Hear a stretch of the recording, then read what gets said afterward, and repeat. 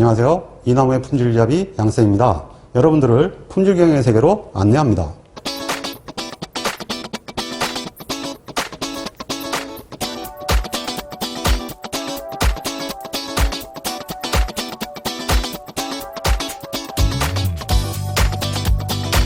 제 10강은 산해표준화와 산업표준화에 관한 사항입니다.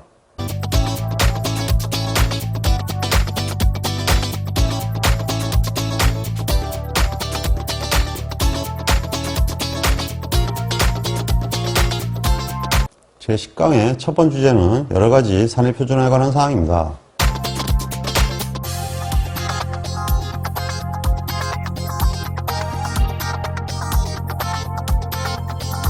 산해표준은 회사가 기본적으로 자기네 회사의 업무를 효과적으로 하는 것을 목적으로 해서 정한 규격서입니다. 기본적으로 이제 규격도 있고요, 절차서도 있고, 여러 가지 작업 표준도 있고, 세 가지가 다 있을 수 있겠죠. 산해표준화의 원칙은 먼저 규격은 표준화가 돼야 되는데요. A4의 복사식 바꿔끼기식을 원칙으로 합니다. 그게 무슨 얘기냐면요. 규격 사이즈가 회사에 가보면 다 A4로 돼 있어요. 그게 처음부터 이 산해표준 규정이 있는데요. 이 산해표준 규정에 그렇게 명시가 되어 있습니다. 그래서 A4로 돼 있고 규격 번호를 부여하는 형태가 돼야 되고, 복사식이라는 건 이제 표준을 복사해서 쓸 수 있어야 된다는 얘기고요. 그 다음 바꿔끼기식이라는 것은 이렇게 구멍을 뻥 뚫어서 바꿔 쓸 수 있도록, 끼울 수 있도록 이렇게 해야 된다. 뭐 이런 얘기를 하고 있는 거고요. 그리고 옛날에는 이제 되지 않았지만 지금 기본적으로 이제 대부분 다 전자표준화가 되고 있기 때문에 전자매체에 의한 표준도 표준으로 인정을 하죠. 그렇다 하더라도 정해진 형태의 폼은 그대로 따르는 형태가 돼야 되겠죠. 그리고 두 번째는 산해규격에서 제일 중요한 것은 산해표준은 반드시 최신본만 열람할 수 있어야 되고 배포가 돼 있어야 됩니다. 이것을 우리가 관리본, 즉 컨트롤본이라고 하는데요. 그러면 이전 표준은 비관리본이 되겠죠. 이 비관리본은 원래 회수 파쇄가 원칙입니다. 회수 파쇄가 원칙인데 기본적으로 혹시 도면이나 이런 것들은 참고로 갖고 있어야 할 경우가 있어요. 근데 그것이 잘못되면 기존의 관리본하고 섞일 수가 있기 때문에 모두 비관리본을 확인할 수 있도록 빨간색 도장을 전부 찍든지 아니면은 표준에다가 구멍을 때려가지고 확인할 수 있는 어떠한 조건에 따라서 확실한 표식을 내서 가지고 있어야 합니다. 그리고 이 산해표준은 당연히 경영진들부터 시작해가지고 솔선수범해서 지켜야 하겠죠.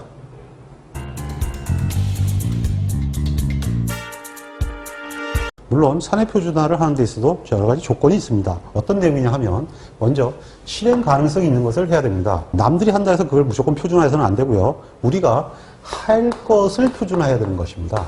그리고 미래에 할 것은 미래에 표준화하는 거죠. 미래에 할 것은 표준화하지 않는다. 그럼 그때 가서 하면 되는 거지. 지금 미래에 할 사항을 놔둬서는 안 된다. 반드시 할 것, 해야 할 것을 표준화한다. 그리고 당사자에게 표현할 수 있는 기회를 반드시 줘야 됩니다. 즉 전원참여라는 얘기 들어보셨죠? 당사자가 함께하는 표준이 작성이 돼야 됩니다. 그리고 정기적으로 검토하고 필요시에 개정돼야 된다. 똑같은 얘기죠. 그 다음에 기록 내용이 고정화다. 이런 얘기 기억나시죠? 고정화. 구체적이고 객관적이어야 한다. 수치화돼야 된다. 가급적이면. 이런 얘기입니다. 그리고 표현 자체가 누구나 알아먹을 수 있는 표현이어야 되고, 그리고 반드시 장기적 방침하에서 진행이 돼야 된다. 그러니까 표준은 즉흥적인 것이 아니고 기본적으로 회사가 어떻게 표준화를 할 것이냐, 이러한 형태의 중장기 운영 계획에 따라서 기본적으로 색인도 가져가야 되고 그러한 형태로 표준화가 진행이 돼야 됩니다. 그리고 표준화 대상들은 우선적으로 기여도가 큰 것을 우선적으로 진행합니다. 좀 용어가 이상하죠? 그러다 보니까 이것도 시험에 굉장히 잘 나옵니다. 기여도가 큰 것이란 기본적으로 생산의 변경점이 큰 것을 뜻하는데요.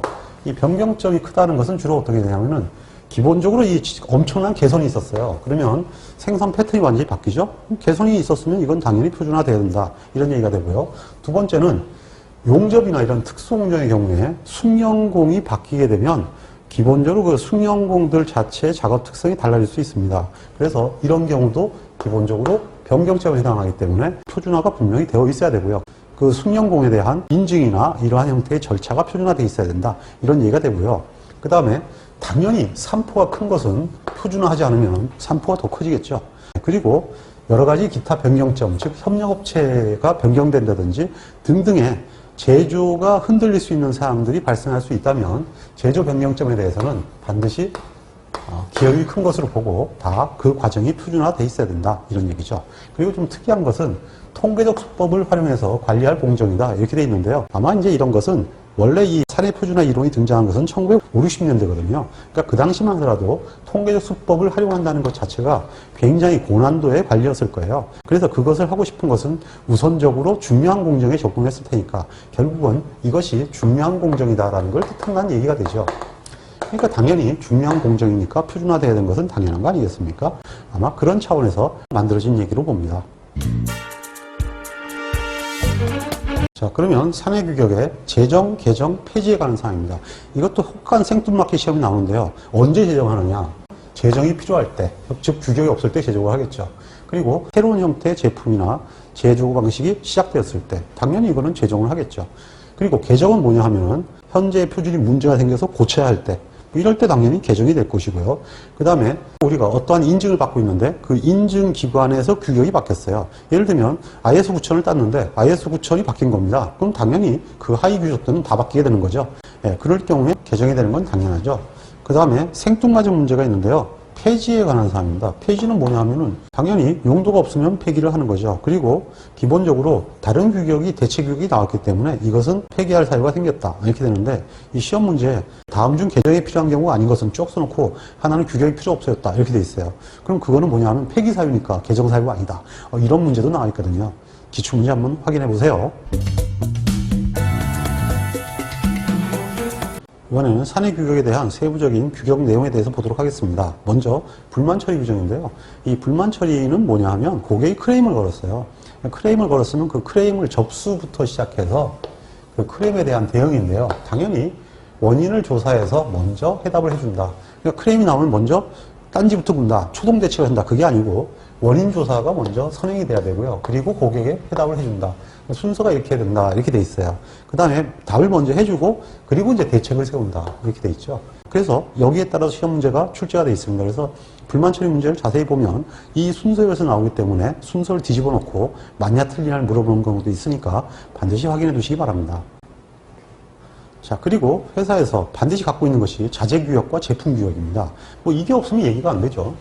그래서 이 자재규격이나 제품규격은 반드시 가지고 있는데 기본적으로 이제 자재규격 같은 경우는 KS규격 같은 걸 많이 쓰기도 하지만 제품규격은 보통 자기네 제품을 파는 거니까 대개가 직접 만들어야 되죠. 이 규격을 만들 때 기본적으로 무조건 규정해야 되는 항목이 5가지가 있습니다. 이거는 저는 이렇게 외웁니다. 첫 자만 따서 적종 검시성, 적용 범위, 종류, 검사 방법, 시험 방법, 성능. 이렇게 해서 5가지는 반드시 기재를 해줘야 됩니다. 그래서 이 반드시 기재하는 항목과 기본적으로 이제 가급적 기재하는 것이 좋은 것은 용어의 정의와 포장 및 표시에 관한 사항입니다.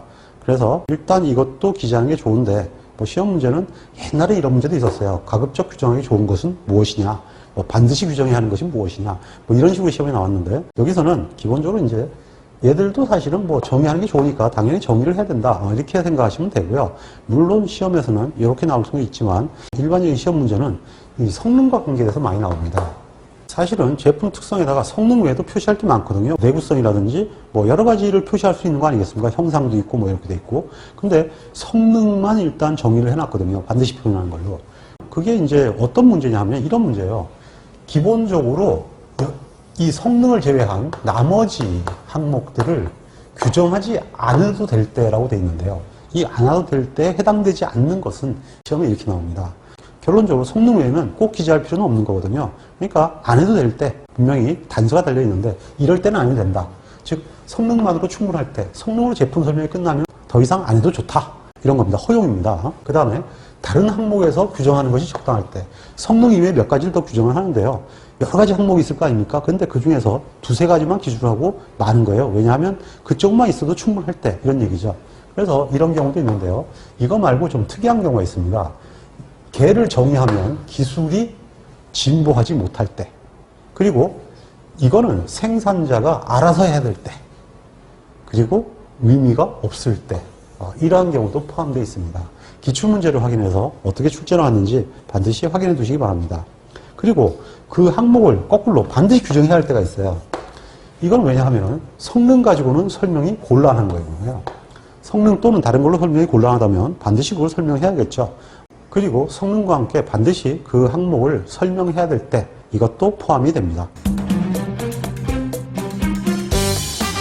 네, 이번에는 작업 표준에 관한 사항입니다. 작업 표준은 하위 규정이죠. 그래서 개개 작업 방법에 대한 작업장 담당자에 직접 지시하는 것이다.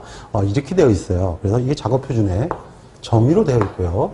그 다음에 이 작업 표준을 작성할 때 필요 없는 것은 이런 질문을 많이 하는데, 일반적으로 작업 표준을 작성할 때는 작업 방법이나 순서가 들어가 있어야 되고 규격이 들어갈 수도 있죠.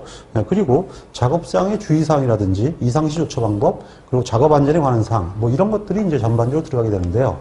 시험 문제는 주로 이렇게 돼 있어요. 뭐 작업 일자, 뭐 이런 기록에 관한 사항, 이런 것들이 포함돼 가지고 물어보거든요. 기출문제를 보면 아세요. 근데 그러한 것들은 그거는 기록이지 표준은 아니죠. 표준은 문서거든요. 그러니까 문서기 때문에 기본적으로 그때그때 바뀌는 내용들은 기록하지 않아요. 그러니까 뭐 거기다가 작업에다가 오늘 생산한 제품의 기록 이런 건 당연히 없는 거죠. 그러니까 청소 일자, 뭐 청소했다, 뭐 지저분하다 이러한 형태의 기록은 당연히 기록이지 표준이 아니다. 그렇게 구분하시면 문제를 푸는데 크게 지장이 없을 겁니다.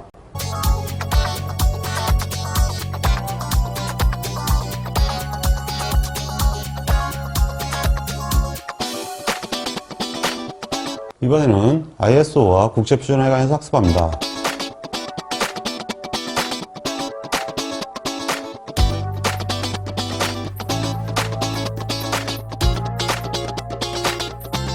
국제표준은 국가표준을 기초로 만들어진 건데 국가표준들을 연합한 거죠. 실제로 국가와 국가 간의 상호 간의 경제 교류를 위함이고요. 그 다음에 개도국들에게 어렵지 않게 따라올 수 있도록 먼저 선진국들이 만든 표준을 오픈함으로써 기본적으로 이 시행착오할 수 있는 형태를 줄여서 전체적으로 세계 인류들이 같이 더불어 잘 살자, 뭐 이런 의도를 가지고 사실은 국제표준화가 본격적으로 추진되게 됩니다. 이러한 국제표준화는 국제표준화 기구가 주도를 하고 있는데요. ISO라고 합니다. 그러니까 지금까지 봤던 ISQ 2859-1 이 규격은 전부 다 ISO에서 나온 규격입니다. 이 ISO는 2차 대전이 끝나고 만들어졌습니다. 1947년도에 설립이 됐고 유럽 국가들 중심으로 구성이 됩니다. 주로 공식 언어는 영어, 프랑스어, 러시아어로 되어 있는데요. 상임이사국이 5개국이 있습니다. 상임이사국은 미국, 영국, 독일, 일본, 프랑스 이렇게 5개국으로 구성이 됩니다. 공산국가들은 없죠. 아무래도 이것이 표준화에 관한 부분이니까 국제표준화 등재 순으로 상임이사국이 형성되어 있습니다. 자, 그리고 기본적으로 이 이사회가 있는데 이 이사회는 상임이사국 외에 대륙별 이사국이 포함이 되어 있는데요. 우리나라는 대륙별 이사국으로 되어 있습니다. 그리고 전문위원회라는 것이 있고 TC라고 합니다. 그리고 중앙사무국이 있습니다. 그리고 총회가 있죠. 총회는 모든 회원국들이 참가를 합니다. 주요 업무는 산업 전반에 걸친 표준화 업무를 중심으로 수행합니다. 자, 그런데 국제기구의 시작은 ISO가 아닙니다. IEC부터 시작이 됐습니다. 국제전기표준회의인데요. 1906년에 설립이 됐고 세계 최초의 국제표준화 기구입니다. 현재는 ISO에 통합되어 있는데요. 기본적으로 운영 자체는 독립적으로 하고 있습니다. 그래서 전기 관련 표준화 업무를 맡아서 하고 있는데 그러다 보니까 ISO에서는 전기 관련 표준화는 안 하죠. 그리고 도량형에 관한 국제표준화를 주관하는 국제도량형국이 있습니다. 그래서 이런 형태의 전 세계적인 기구가 있고요. 그리고 유럽이면 유럽, 아시아면 아시아 이런 기구들이 있는데 그러한 기구들의 대표적인 것은 뭐냐면 유럽표준화위원회 CEN이라고 합니다. 그리고 미국을 중심으로 하는 아메리카 표준화위원회 코파라고 그러죠. 그리고 아시아 규격 자문위원회는 ASAC라고 합니다. 그래서 지역위원회는 기본적으로 지역만 담당하게 되어 있죠. 그래서 국제표준화 기구에서 지역과 국제기구에 따라서 차이가 있기 때문에 시험 문제에 구분해서 나올 때가 있습니다. 무엇보다도 아셔야 될 것은 국가의 표준화 명칭입니다. 일단 우리나라는 아시다시피 코리아 스탠다드 그래서 KS가 되죠. 예, 한국은 KS가 되어 있는데 기본적으로 전 세계적으로 어떻게 되어 있냐 하는 걸 볼 필요 있는데요. 대개 그 나라 이름을 생각해 보시면 됩니다. 그 영어 단어에 보통 S가 붙어 있습니다. 즉 영국은 브리티시 그래서 BS가 되고요. 독일은 도이치 그래서 DIN이라고 합니다. 벨기에는 벨지움 이렇게 들어가서 IBN 이렇게 얘기하고요. 일본은 재팬 그래서 GS가 되고 호주는 오스트레일리아 그래서 A가 되고요. 브라질은 여기 뒤에 브라질입니다. 내셔널 브라질 이렇게 되는 거죠. 그 다음에 프랑스는 내셔널 프렌치 이런 뜻이고요. 캐나다는 캐나다 스탠다드 이렇게 나가고요. 인도는 인디아 스탠다드. 그 다음에 미국은 아메리카, 그래서 NC 이렇게 나가고요. 그리고 중국은 여기만 좀 달라요. 중화 표준이라는 뜻입니다. 이것을 지들 발음을 읽으면 GB가 됩니다. 이런 형태가 되고요. 그 다음에 간혹가다 시험에 나오는 게 뭐냐 하면은 스페인하고 이탈리아가 좀 다르요. 뭐냐면 이태리라는 얘기죠. 여기는 에스파냐라는 뜻입니다. UN이 그러면 에스파냐, 그 다음에 UNI 그러면 이태리, 이렇게 이해하시면 되겠습니다. 그 다음에 러시아는 고스트라고 합니다. 유령이죠. 이런 정도만 그 용어를 알아두시면은 뭐 주관식이 됐던 객관식이 됐던 크게 문제가 되지 않을 것입니다. 지금 얘기한 이런 회사들은 주로 우리하고 무역 관계가 굉장히 활발하게 일어나는 국가들만 표시가 된 거죠.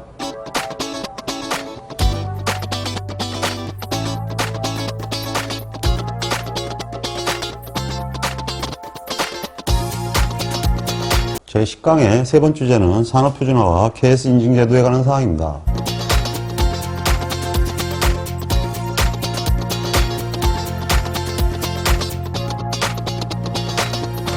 자, 그러면 이번에는 산업표준화제도, 즉 KS제도에 대해서 알아보도록 하겠습니다. 이거는 국가표준이죠. 이러한 산업표준화제도를 운영하기 위해서는 우리나라에서는 산업표준화법에 의해서 받침을 하고 있습니다. 이 산업표준화법 제1조가 시험에 종종 나오는데요. 여기 나오는 것은 1조 산업표준화법의 목적을 지금 나타낸 것입니다. 기본적으로 이제 적정하고 합리적인 가로 산업표준을 재정보급하고 품질 경영을 지원하여 광고품 및 산업활동 관련 서비스의 품질, 생산 가로 효율입니다. 생산 기술을 향상시키고 거래를 단순화 공정화하며 소비를 가로 합리화죠. 함으로써 산업 경쟁력을 향상시키고 국가 경제를 발전시키는 것이다. 이러한 형태로 시험 문제가 출제되어 있으니까 기출 문제를 잘 확인해 두시기 바랍니다. 일반적으로 산업표준화에 대해서 가장 어려운 문제가 이런 겁니다. 국가 규격의 대상이 되는 분야가 뭐냐 이렇게 물어봐요. 그러면 이제 KS를 만들어야 되는 규격이 뭐냐 이렇게 돼 있어요. 근데 주로 금한다가 우선입니다.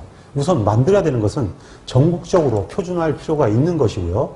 그리고 기초자재는 반드시 만듭니다. 기초자재를 잘못해버리면 골치 아프기 때문이죠. 그래서 소재에 대해서 표준화를 특히 하고요. 그리고 전국적으로 표준화할 필요가 있는 것은 다 합니다. 근데 금하는 게 있어요. 뭐냐면 기술이 굉장히 급속히 발전하는 것은 표준화하지 않습니다. 즉 이렇게 얘기했죠. 성숙기에 저들이 입고 성장기의 말기에 하지 초기나 성장기에는 하지 않아요. 그 다음에 중요도가 작은 것은 안 합니다. 그러니까 전체에 뭐 요만큼 이렇게 적용되는 거 가지고 국가 규격을 만들지는 않는다. 그리고 어떠한 용도로 사용할 수 있는 것은 안 합니다. 그러니까 그거 잘못 표준화했다가는 국민 생활에 불편을 줄 수가 있거든요. 그러니까 이런 특별한 그 사유를 가지고 있는 것은 근본적으로 금기를 합니다. 그 위원회에 다 기각을 시켜버리죠. 그리고 기타 상식적이지 않은 것들은 표준화 대상에서 제외하고 있습니다. 결국은 이렇게 운영함으로써 공공성을 유지하고요. 객관성을 유지하고 있습니다. 그래서 이런 거를 하기 위해서 산업표준 심의회의를 두고 있습니다. 여기서 이렇게 불합리한 것들은 제외하고요. 그 다음에 이걸 하기 전에 또 공청회를 합니다. 그래서 관련자들이 충분한 얘기를 들어서 표준화를 추구한다. 단 반면에 국제표준화가 되어 있는 부분에서는 우리가 3년 안에 그것을 국내에서도 표준화해야 됩니다. 거꾸로 그거는 또 소개를 하고 사람들에게 보급을 하는 형태로 활용하기도 하죠. 역시 기술표준원 사이트에 들어가면 우리 산업규격에 대한 분류기호, 즉 인덱스가 있습니다. 이것을 알아야 우리가 규격을 찾을 수 있죠. 그래서 시험에 종종 나오는데요. 특히 시험에 잘 나오는 것들이 몇 가지가 있습니다. 일단 당연히 A는 기본이고요. 그 다음에 B, C, D는 기계, 전기, 금속 순입니다. 이건 기본적으로 알아야 되는 거죠. 그 다음에 이거 아는 방법인데 건설은 보니까 도끼 비슷하게 생겼죠. 건설, 토건. 그런데 건설이라고 그러고요. 일용품은 지지, 이렇게 애들 지지 하는 거예요. 그 다음에 이거는 뭐냐면 소대가리 비슷하죠. 그래가지고 먹는 거, 식료품. 그리고 환경은 I라고 그러고요. 생물은 J입니다. 그리고 의료는 피난다. P예요. 그리고 품질 경영은 퀄리티, 그래서 Q가 되고요. 수송기계는 철도를 얘기합니다. 레일로드, 그래서 R을 쓰고 있고요. 서비스의 앞자 S, 이렇게 되죠. 그 다음에 물류는 트럭 생각하면 됩니다. 타이탄, 그래서 T, 이렇게 얘기하고요.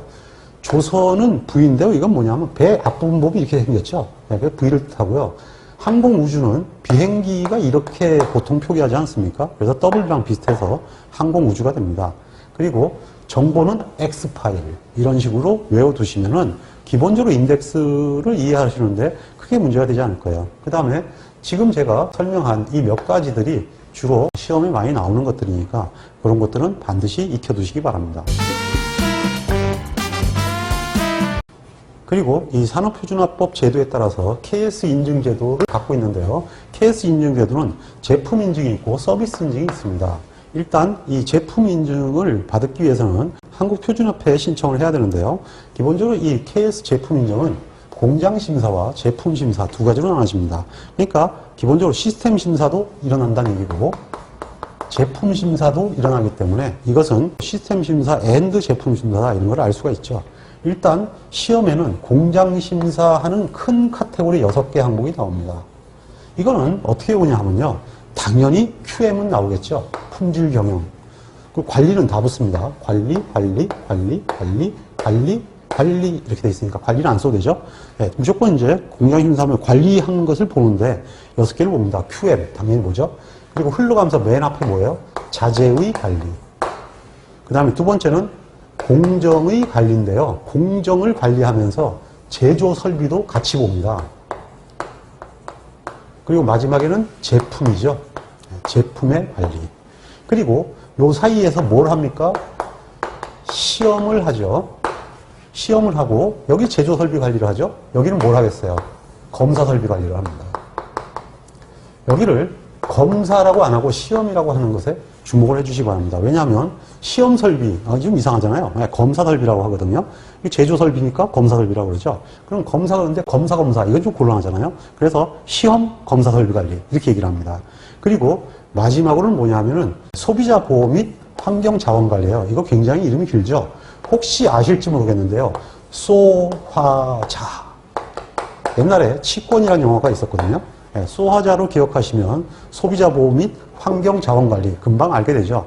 일단은 이거는 2차 시험에서도 6가지를 쓰시오 이렇게 나오니까 반드시 6개를 외워주셔야 돼요. 근데 잘 안 외워지는 게 마지막에 소화자예요. 그러니까 소화자까지 반드시 외워두시기 바랍니다. 그리고 공장 심사와 함께 현장 심사에 간 그 심사위원이 표본을 채취해가지고 공인시험기관에 의뢰를 하는데요. 우리 KTL이나 이러한 몇 개의 공인기관이 있습니다. 그래서 해당되는 공인기관에 재료를 보내오면 재료시험을 통해서 그 결과를 인증기관, 즉 표준협회에 통보를 해줍니다. 표준협회는 이 제품 심사 결과가 합격되었을 때만 기본적으로 그 공장 심사 결과에 의해서 판정을 내릴 수가 있습니다. 만약에 제품 심사 결과가 불합격이 됐으면 공장 심사에 합격했다 하더라도 기본적으로 KS 인정은 나갈 수가 없게 되죠.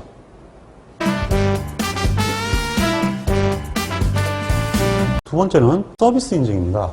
이 KS 서비스 인증은 사업장 심사와 서비스 심사로 나오는데 사업장 심사 항목은 서비스 인증은 5가지입니다. 그리고 서비스 심사 항목은 3가지가 됩니다. 우선 사업자 심사 항목은 앞에 이거는 다 서비스가 붙어요. 마지막에 얘 빼고요. 다 서비스가 붙기 때문에 일단 서비스가 붙는다 이렇게 알고 있으면 되고요. 그 다음 제일 먼저 품질 경영을 봅니다. 그리고 두 번째는 그 회사의 운영 시스템을 봐요. 품질 경영, 운영 시스템, 그리고 실제로 운영 기록들을 봅니다. 그리고 서비스업은 결국은 사람이 하는 거 아니겠습니까? 그래서 인적 자원 관리를 봅니다. 좀 외우기가 그렇게 쉽지 않죠. 쉽지 않지만 기본적으로 품질 경영, 운영 체계, 운영 인적 자원 관리. 그래서 전부 다 보면은 다 운영이 굉장히 많이 들어가죠.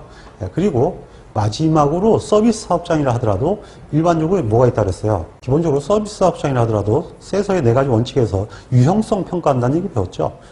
당연히 유형성이 있어요. 그러니까 이 유형성이 바로 뭐냐 하면 시설 장비거든요. 시설 장비 환경과 그리고 안전 관리다 이렇게 돼 있죠. 아무래도 서비스업은 안전과 관련된 게 굉장히 많죠. 그래서 시설 장비 환경 및 안전 관리다 이렇게 돼 있죠. 그래서 이렇게 외웁니다. 시장 환경은 안전한가? 안전해? 이렇게 외워서 그러니까 시설, 장비, 환경, 안전하냐? 이렇게 대충 외우게 되죠. 그렇게 해서 5가지를 외우고 있으면 기본적으로 만사부려튼튼입니다. 그리고 이 서비스 인증은 기본적으로 사업장 심사와 함께 서비스 심사도 나오는데요. 이거는 실제로 서비스를 받아보는 거예요. 심사위원들이. 그래서 제일 먼저 가면은 고객이 일단 들어가서 앉게 되면 사전에 그 서비스를 받기 전에 해주는 서비스가 있어요. 그거 평가하고요. 사전 서비스죠. 그 다음에 실제로 이 메인 서비스 이것을 평가를 해요. 그 다음에 서비스가 끝나고 나면 사후 서비스가 있을 거 아닙니까? 이 사후 서비스를 어떻게 하는지 평가를 받아요. 그래서 이 세 가지를 평가하는 것을 제품 심사로 보는 거죠.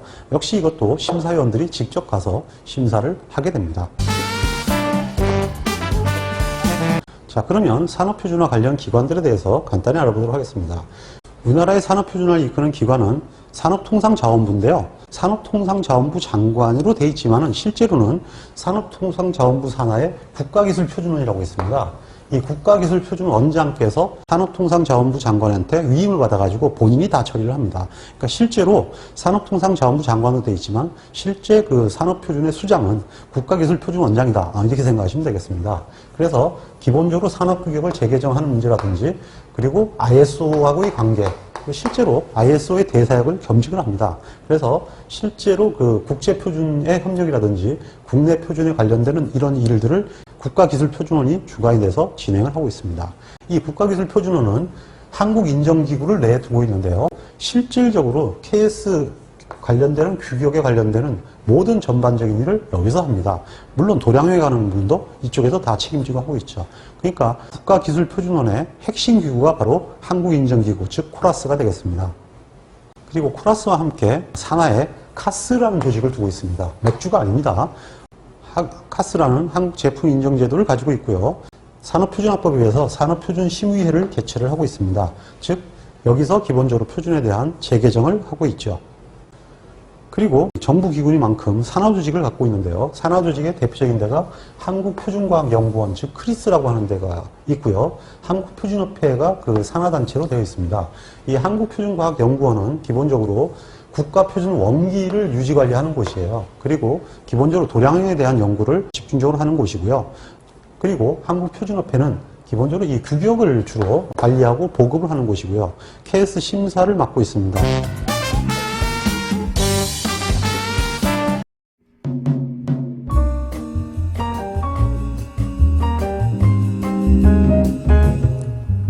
품질을 개선하는 것은 우리에게 매우 중요한 과제입니다. 품질을 개선하기 위해서는 반드시 측정이라는 과정을 거쳐야 합니다. 측정할 수 없으면 개선할 수 없기 때문입니다. 우리는 통계적 품질 관리를 통하여 측정 기술을 배우고 있습니다. 끝까지 학습하셔서 훌륭한 품질 엔지니어가 되시기를 기원합니다. 홍콩 파이팅!